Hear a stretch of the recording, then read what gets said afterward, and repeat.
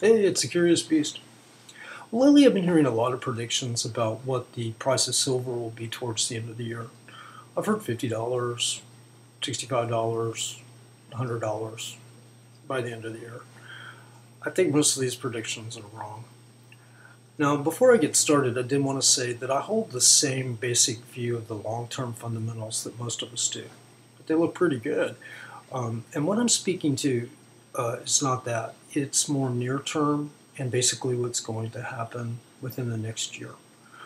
Um, Now, the reason I feel this way is that I feel that there are three factors that are being overlooked in a lot of people's calculations or analysis on the situation.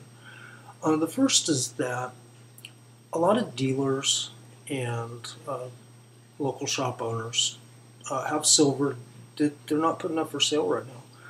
They're waiting for the price to go up, and they're holding back on inventory. Now, I know that there's some specials being run, but I'm just kind of talking generally. Um, and like I said, there are a lot of, especially the shops, are holding back the silver until the price goes up so that they don't lose money and they can stay in business. Now, the second factor I feel that people are overlooking is declining industrial use.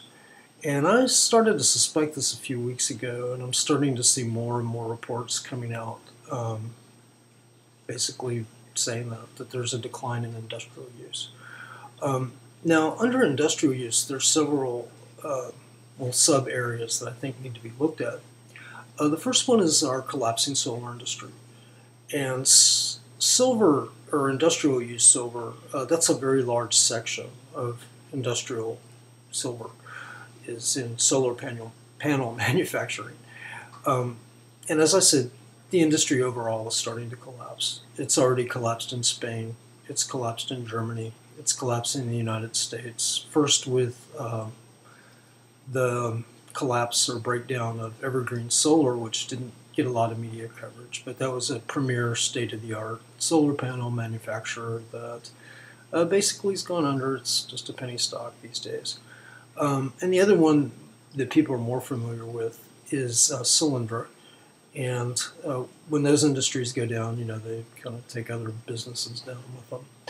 Um, so basically, there's going to be a less demand for silver from the solar industry. Another area is electronics, and a lot of silver, as we know, is used in electronics. And in the current economic downturn, um, people just aren't going to have the discretionary income probably to be buying a lot of things like TV sets or um, fancy gadgets, cell phones, new computers, things like that. They're going to have to make do with what they have. Now, another area that silver is used in industrially is in medical use. And while they are discovering more uses for silver, they're also going back and looking at old ways that it was used.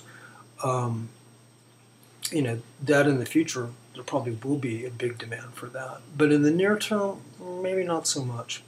And the reason I believe that is that a lot of a lot of healthcare is funded by governments, and they're going to have to be making cutbacks. And so, yeah, on that. The next largest group of institutions that fund healthcare are charitable organizations. And as we know, in hard economic times, those donations start to dry up. And some of the last areas are really kind of minor, but they're things like silver used in clothing or deodorant and jewelry. And once again, in hard economic times, people aren't going to be able to afford fancy clothes, toiletry, or jewelry. Now, the very last area is increased mine production. And there are many reports coming out, especially out of Mexico, that they're planning on upping their mine production. Now, I think that this will contribute to supply in the short term. But it's really what it is. It's basically, them trying to pull as much out of the ground as they can. And at first, they probably will find a lot, and then it'll just dry up. Because the truth is, new silver discoveries are declining, ore grades are declining, and those things are all true, and they kind of contribute to the long-term fundamentals. But in the near term, like I said, they're just going to pull as much out of the ground as they can. Now, what I think is going to happen is that silver is probably going to stay within a narrow range towards the end of the year. I don't think it'll hit 40. I really don't, and I hope I'm wrong, to tell you the truth. But and then next year, I think it's going to be rocky. There'll probably be spikes and sharp dips and things like that. Now, the time where I feel that we're going to see the precious metals really take off, go to the moon, is probably going to be right after the elections in 2012. And I think that's going to happen regardless of whoever gets into office.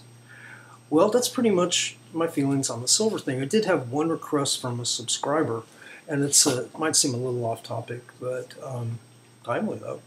And what he would, this is from a GTI Boost 5A, and I hope I got that right. What he would like folks to do is to change their,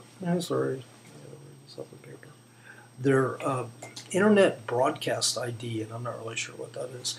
Just something that says like in the Fed or occupy the Fed or in the Fed now or something like that. Kind of spread the word out. Well, anyway, I'd like to thank you for watching, and I'm glad that you were here.